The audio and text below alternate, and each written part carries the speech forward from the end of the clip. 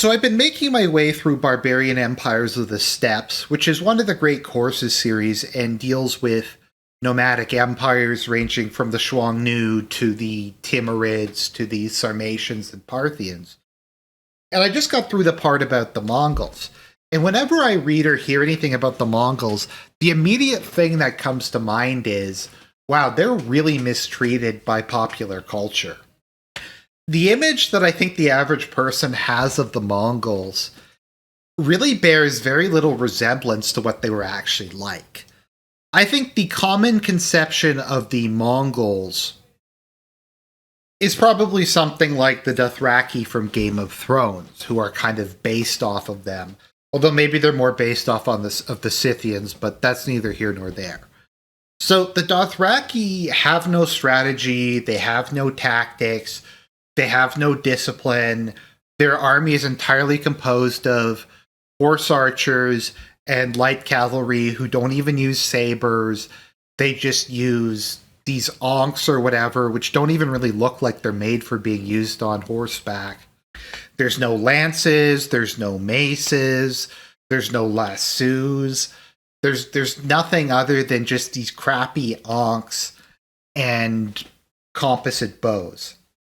And given how dumb the Dothraki are, I really doubt their composite bows are worth anything to begin with. But I think that's how a lot of people see the Mongols, is you have this just extremely savage, kind of primitive people who just came out of Mongolia and somehow overran the world by virtue of them being extremely brutal. They came up with this horse archer thing. No one had ever come up with horse archers before. No one had any way to fight it. No one had any way to beat it. And they just kind of took over the world, I guess. And I mean, let's just think about this for 1 minute. Does that really make any kind of sense? I mean, let's look at the people the Mongols beat. They beat the Chinese, they beat Persians, they beat the Abbasids, they beat other steppe nomads, they beat the Russians, they beat the Hungarians, they beat the Seljuk Turks. They beat all these very credible, competent military forces, in many cases completely and totally destroying them. Many of these peoples fielded their own horse archers, or fielded armies that had their own specialist cavalry. And yet the Mongols succeeded in taking most of these guys down with barely even breaking a sweat in a lot of cases. So how did they do that? How do you reconcile this image of a bunch of undisciplined throwbacks on horseback with the Mongol conquests? Now, the first thing before we kind of get into this topic that I think really kind of summarizes the whole point is there's this strange idea that the entire Mongol army was composed of horse archers.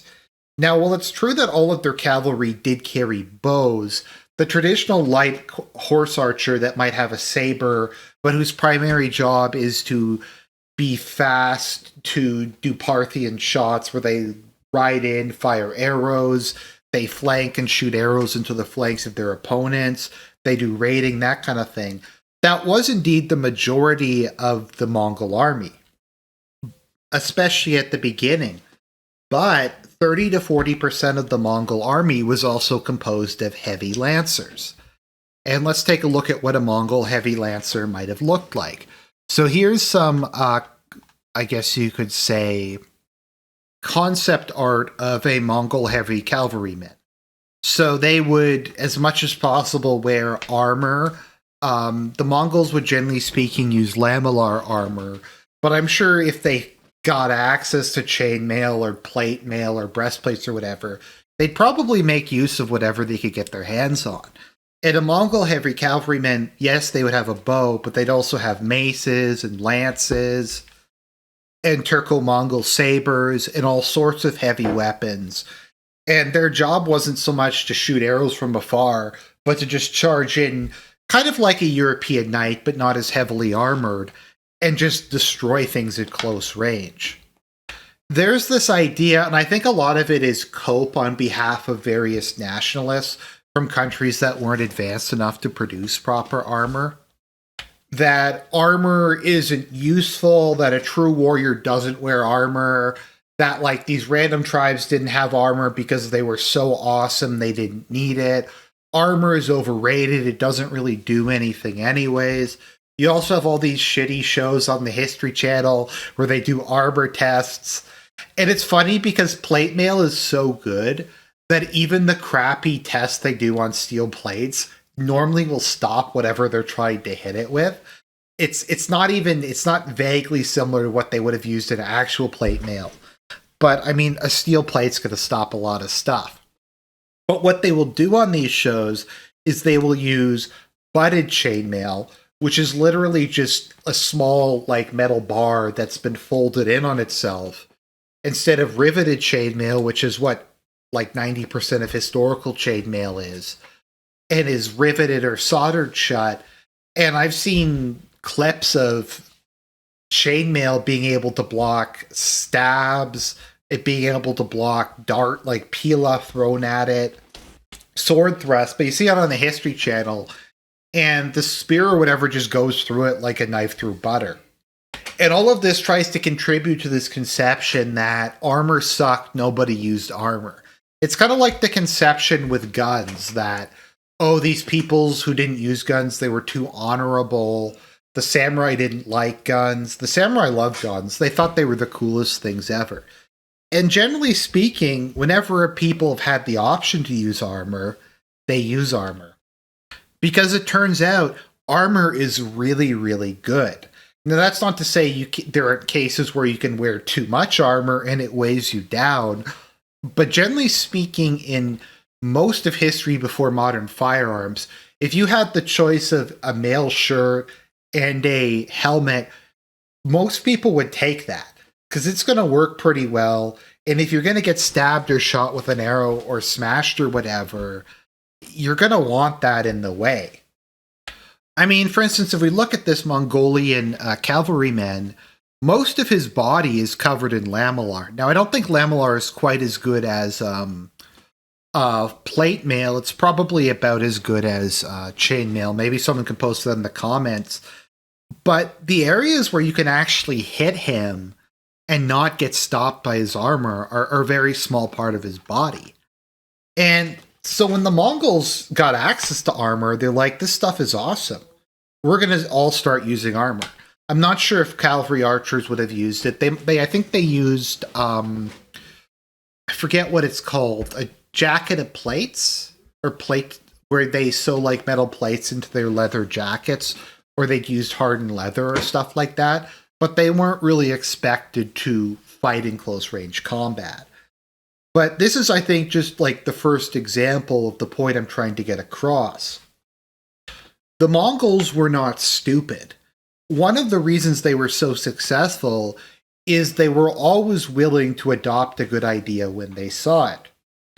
And in a lot of cases, when he was going through the various massacres they had, generally speaking, the people they wouldn't kill would be administrators, scholars, and more important than anything else, engineers and craftsmen.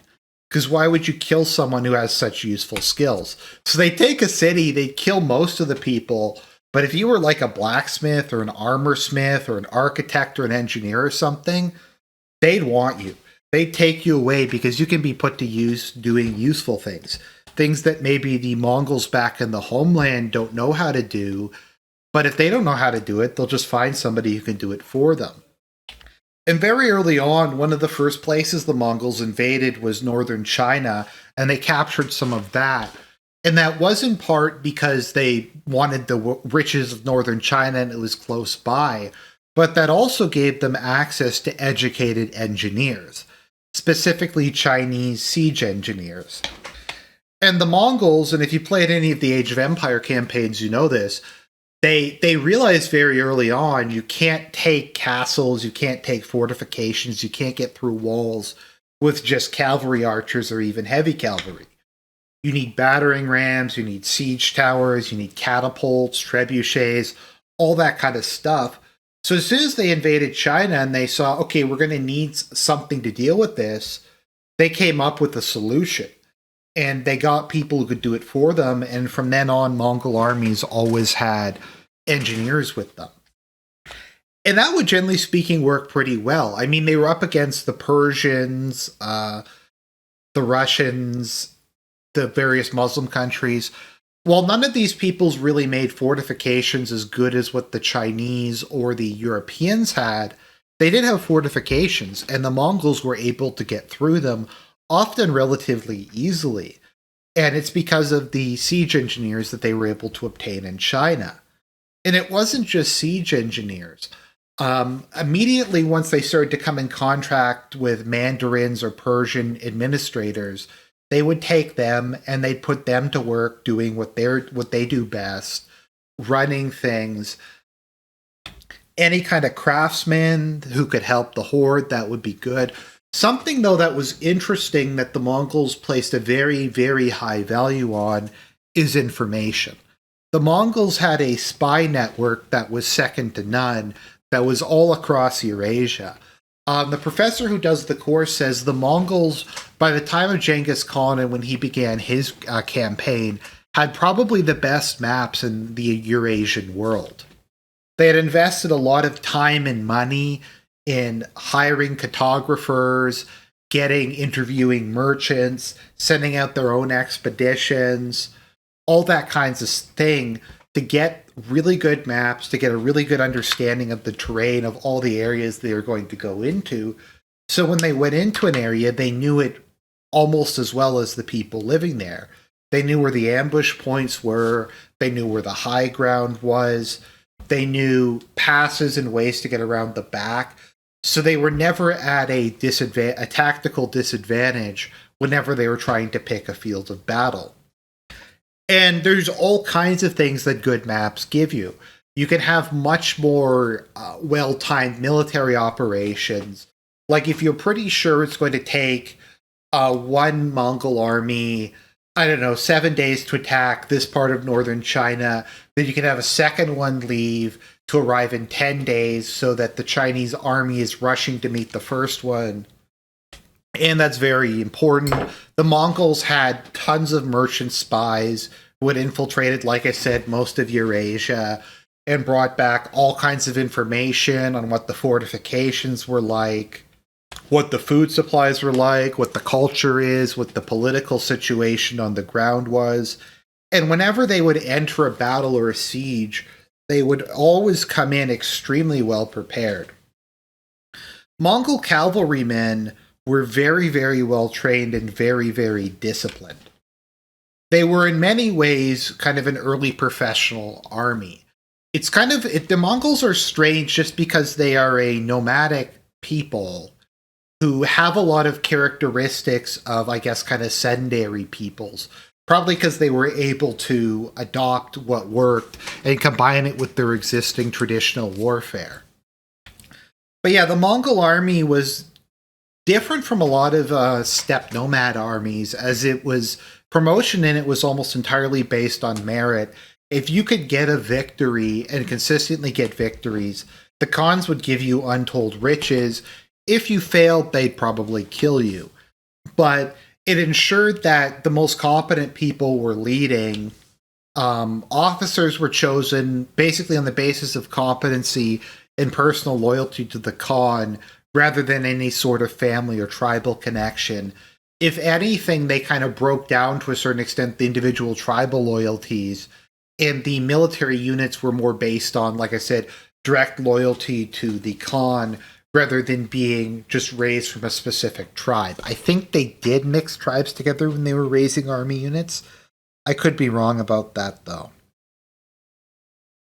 So the Mongols' armies were very good at reacting to changing situations. Their officers were very flexible. You could even say that Mongol armies practiced kind of an early form of combined arms, cooperating between siege weapons and heavy cavalry and light cavalry. Actually, kind of an interesting fact about Mongol armies is a lot of armies would dismantle siege weapons and take them with them. The Mongols, as part of their desire to remain fast, would just bring the Chinese siege engineers with them, and they'd construct them at whatever the site was. So that might have taken a little longer because they weren't in a special workshop, but they didn't have to lug these big things across the countryside. And I think another thing that people underestimate when you think about the Mongols is the logistics. The logistical challenges of having a large army going all across Eurasia, tens of thousands of people, and making sure that the horses are fed, the men are fed, is all very difficult. Mongol horsemen would often own 4 or 5 horses that they'd cycle through just so they could keep moving, and in case one of them would fall during battle or something like that, then they could keep fighting.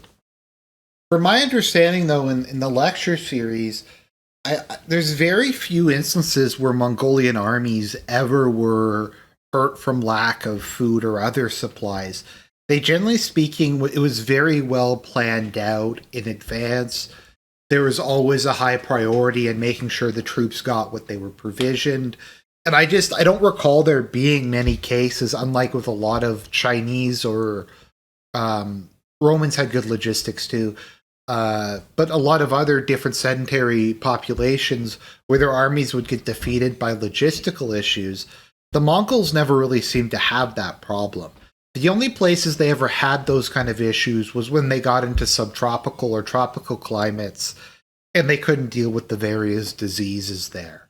But that's something pretty much all northern peoples, including Europeans, encounter when they go into places like that. So I'm not trying to provide any sort of exhaustive look at everything about the Mongols. My basic point was just that they were a very adaptable people. They were very smart people. They were perhaps not the most sophisticated or well-educated people, but they were very good at seeing the advantages of things and adopting them when it was to their benefit. They were very good at thinking strategically, thinking tactically, thinking logistically. And I think you could argue that the Mongols' ability to control information, their logistical abilities, and their discipline and training is really what won them such a large empire. And I mean, when you think about it, that's really what Rome had going for it too. They had heavy infantry instead of cavalry, but the strength of Rome was training, discipline, logistic systems. Their soldiers had a basic level of equipment that was better than pretty much whatever everyone else was fielding. And you can kind of see a certain symmetry within the context of the Mongols, albeit a nomadic civilization instead of a sedentary one. So I hope you found that kind of interesting. I'm going to have another video about nomadic empires proper, so hope you'll enjoy that as well.